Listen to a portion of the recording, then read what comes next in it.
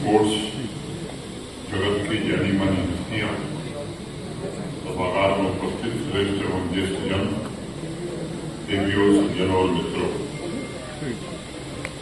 आज जिन sports person, sports administrator और sports association तथा स्पोर्ट्स के प्रमोशन के अभियान में योगदान देने वाले इंडिविजुअल्स प्रोफेसर चमनलाल गुप्ता खेल रत्न पुरस्कार से सम्मानित किया गया है। उनका मैं हृदय से अभिनंदन करता हूँ। उनके उज्ज्वल भविष्य के लिए शुभकामनाएं देता हूँ। बात आगे बढ़ाऊं उसके पूर्व प्रोफेसर चमनलाल गुप्ता जी की पुण्य स्मृति को नमन करता हूँ। मैं समझता हूँ कि इस अलंकरण के साथ आपके कंधों पर जिन्हें अलंकृत किया गया है उनके कंधों पर एक बड़ी जिम्मेदारी आ गई। वो जिम्मेदारी है भारतवर्ष के प्रसिद्ध चिंतक और राजनेता श्री चमनलाल गुप्ता जी के आदर्शों तथा मूल्यों अक्षुण्ण रखने की। आपको ये संकल्प इस अलंकरण के साथ ही देना होगा। राष्ट्र निर्माण के प्रति जो उनकी एक निष्ठा की समर्पण था, जो सेवा की विरासत उनको मिली थी, उसे आप ही आगे बढ़ाएंगे। आपने जो डॉक्यूमेंट्री देखी, मुझे भी उनके साथ लोकसभा में 2 टर्म रहने का अवसर मिला। 11वीं लोकसभा में दी और 13वीं लोकसभा में। 13वीं लोकसभा में श्रद्धेय अटल बिहारी वाजपेयी जी देश के प्रधानमंत्री बने थे। माननीय चमनलाल जी उस सरकार में मंत्री थे। मुझे याद है कि जब वो जम्मू कश्मीर की राजनीति में सक्रिय थे, कुछ पुस्तकों का जिक्र हुआ है। एक और किताब उन्होंने लिखी थी, उसकी विचार परिवार में बड़ी चर्चा है। उस किताब के 4थे पेज पर डॉक्टर जोशी की यात्रा का भी जिक्र था। वो ऐतिहासिक फोटोग्राफ जो 1992 में तिरंगा फहराते हुए देश के अनेक लोग देखते हैं, उस किताब में दिखाई पड़ता है। भेदभाव को लेकर जो उनकी पीड़ा थी जगजाहिर थी। यहाँ उपस्थित अनेक लोगों को मुझसे ज्यादा स्मरण होगा भारत के तिरंगे के सम्मान और एक विद्यार्थी के खिलाफ दर्ज किए केस के विरोध में छात्र जीवन में इतना लंबा आवाज रखना रक्षा शक्ति का ही प्रतीक माना जा सकता है। वो तो शुरुआत थी। जम्मू कश्मीर को राष्ट्र की मुख्य धारा से जोड़ने के लिए केवल संसद में निरंतर आवाज उठाना ही नहीं, बल्कि सड़क से लेकर संसद तक जीवन भर उन्होंने संघर्ष किया। 27 फरवरी 1997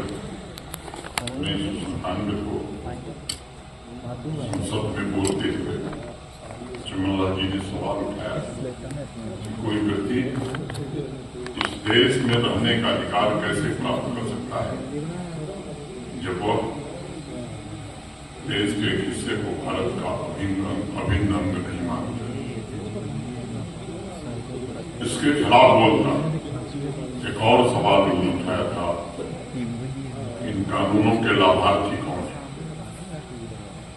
और उसका जवाब भी दिया था कि कम से कम आम आदमी तो जम्मू कश्मीर का नहीं है। उनका मानना था उन कानूनों का फायदा न तो जम्मू कश्मीर को हुआ, न ही उसकी आर्थिक व्यवस्था में कोई बड़ा बदलाव हुआ, बल्कि देश और जम्मू कश्मीर के बीच एक विभाजन की रेखा खड़ी हो गई। आउटसाइडर का हुआ खड़ा करके मनोवैज्ञानिक दीवार एक ऐसी खड़ी हुई कारण अनेक कठिनाइयां थी। मुझे प्रसन्नता है कि जिस पवित्र कार्य के लिए उन्होंने जीवन भर संघर्ष किया, अन्याय, अलगाववाद, भेदभाव, आतंकवाद, 5 अगस्त 2019 को भारत की संसद में भारत के वर्तमान प्रधानमंत्री आदरणीय नरेंद्र मोदी जी की दृढ़ इच्छा शक्ति के कारण उसे समाप्त कर दिया। वह दीवार सदा सदा के लिए समाप्त हो गई। चमनलाल गुप्ता जी जैसे महान लोगों के सपनों को साकार करने और उन्हें श्रद्धांजलि देने का एक अवसर था। ये लंबे समय के बाद यहाँ रहने वाला वाल्मीकि हो, दलित हो, गोरखा हो, वेस्ट पाकिस्तानी रिफ्यूजी हो, यानी ऐसे लोग जिन्हें सामाजिक न्याय प्राप्त हो सका, वंचित वर्गों को सम्मानपूर्वक जीवन जीने के नागरिक अधिकार मिल सके, लंबे समय के ऐतिहासिक भूल को दुरुस्त करने का अवसर मिला। अभी भी कई बार लोग विधान दो निशान जैसे एक बड़ी व्यवस्था सोच करके कई लोग खौफ ज्यादा हो जाते हैं। आप खुद सोचिए कि एक ऐसा कानून जिसकी वजह से भारत के किसी कोने में रहने वाला वीर जवान जम्मू कश्मीर के लिए अपनी जान तो दे सकता है, लेकिन अपने लिए एक झोपड़ी नहीं बना सकता है। जम्मू कश्मीर आसियाना नहीं बना सकता। भारत के महामहिम राष्ट्रपति, जिन्हें हम देश का प्रथम नागरिक मानते हैं, भारत की तीनों सेनाओं के सुप्रीम कमांडर, देश के किसी हिस्से में वो घर बना सकते हैं, लेकिन एक ऐसा कानून था कि जम्मू कश्मीर में भारत के राष्ट्रपति चाहते तो भी घर नहीं बना सकते। अब ये सुनिश्चित हो गया है कि जम्मू कश्मीर भारत का उसी तरह अभिन्न हिस्सा है जैसे देश के बाकी राज्य या भारत का बाकी भूभाग। कश्मीर हो या कन्याकुमारी, जम्मू हो या जयपुर, हम सब एक हैं। मैं समझता हूँ यही असली स्पिरिट होनी चाहिए। न क्षेत्र में भेदभाव हो, न दिलों में भेदभाव हो। माननीय प्रधानमंत्री जी के नेतृत्व में पिछले 4-5 वर्षों में जो परिवर्तन हुए हैं, उसे मैं प्रोफेसर चमनलाल गुप्ता जी के जीवन, कार्य, समर्पण और त्याग के प्रति एक छोटी सी श्रद्धांजलि मानता हूँ। प्रोफेसर गुप्ता जी की दृष्टि अखंड थी, संपूर्ण थी, टुकड़ों में कभी नहीं सोचते थे, और इसलिए अपने सार्वजनिक जीवन उन्होंने तो कभी धर्म की बात की, निजात की बात की, भाषा और न ही क्षेत्र की बात। इस आधार पर नागरिकों में भेदभाव किया जाए, इस तरह की राजनीति उन्होंने नहीं किया। सदैव अपने कार्यों, विचारों, सर्वधर्म संभाव के चिंतन के द्वारा जम्मू कश्मीर के सर्वांगीण विकास को सर्वोच्च प्राथमिकता उन्होंने दिया। ये बताया गया है कि स्पोर्ट्स के प्रति भी आदरणीय चमनलाल गुप्ता जी की विशेष रुचि थी। ये पहलू में उनका नहीं जानता था। 1976 में जम्मू कश्मीर एमेच्योर कबड्डी एसोसिएशन की स्थापना भी उन्होंने की। 30 वर्षों तक उसके अध्यक्ष के रूप में काम भी किए, सेवा भी किए। मैं मानता हूं कि स्पोर्ट्स सकारात्मक परिवर्तन और रचनात्मक कार्यों का एक महत्वपूर्ण माध्यम है, जिसने हमेशा विभिन्न संस्कृतियों और लोगों के बीच एक सेफ ब्रिज का काम किया है।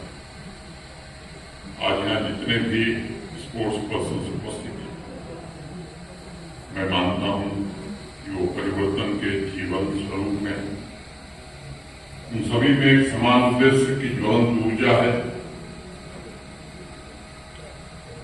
7 अगस्त 2020 को मुझे यहाँ आने का अवसर मिला। पिछले 4 वर्षों में कोशिश हुई है, मैं नहीं जानता कि कोशिश कहां तक पहुंची है। स्पोर्ट्स भी जम्मू कश्मीर के प्रशासन की सर्वोच्च प्राथमिकता में रहे। एक आंकड़ा मैं जरूर कहना चाहूंगा कि 2019 के पहले वर्ष भर में स्पोर्ट्स की डिफरेंट डिसिप्लिन पार्टिसिपेंट्स की संख्या 3 लाख से ज्यादा नहीं हुआ करती थी। आज मैं संतोषपूर्वक की बात कर सकता हूं कि गत वर्ष 50 लाख से ज्यादा लोगों ने विभिन्न डिसिप्लिन में पार्टिसिपेट किया है। स्वाभाविक रूप से जो साथी इसके लिए मेहनत किए हैं, काम किए हैं, जो हमारे प्रमुख सचिव हों, काउंसिल हो या डिफरेंट कोचेज हों, उन सबको मैं हृदय से बधाई देता हूँ। स्वाभाविक रूप से योजनाबद्ध काम हुआ, जिसके कारण ये परिस्थिति बनी। अधिक से अधिक युवा स्पोर्ट्स से जुड़े, इसके लिए अनेक नए इनिशिएटिव लिए गए। माननीय प्रधानमंत्री जी के कारण यहाँ का स्पोर्ट्स इंफ्रास्ट्रक्चर भी काफी हद तक मॉडर्न बना है। ईएमडीपी प्राइम मिनिस्टर डेवलपमेंट प्रोग्राम के अंतर्गत जो धनराशि मिली, उसके कारण अगर आप देखेंगे देश के बाकी हिस्सों की तुलना में छोटी छोटी जगहों पर, मैं डिस्ट्रिक्ट की बात नहीं करता, स्टेडियम जब ये सुविधा बढ़ती है तो मुझे लगता है कि लोगों की अपेक्षा और आकांक्षा भी बढ़ती है। जहां से मैं आता हूं देश का सबसे बड़ा राज्य है, और मुझे आपको ये बताते हुए शायद आपको प्रसन्नता होगी, उत्तर प्रदेश देश का सबसे बड़ा राज्य है, उसके स्पोर्ट्स बजट से जम्मू कश्मीर का स्पोर्ट्स बजट ज्यादा है। ये पुस्तक है जो कभी कभी ध्यान में नहीं आते। अनेक सामाजिक और राजनीतिक क्षेत्र में काम करने वाले लोग जनपद में एक इंडोर स्टेडियम हो, एक बड़ा स्टेडियम हो, ये तो देश के बाकी हिस्सों में है। लेकिन कम राज्य है जहां एक डिस्ट्रिक्ट में कई स्टेडियम, और अब तो मांग ऐसी यहाँ जोर से उठने लगी है, साहब है तो, लेकिन मेरी पंचायत 3 किलोमीटर है, वहां भी एक बन जाता तो बड़ा अच्छा। ये परिस्थिति बनी है। प्रधानमंत्री जी के मार्गदर्शन में युवाओं के स्पोर्टिंग टैलेंट्स को तराशने के लिए अनेक प्रयास हुए हैं। 100 खेलो इंडिया सेंटर्स स्वीकृत हुए थे, तो 92 पूरे हो गए।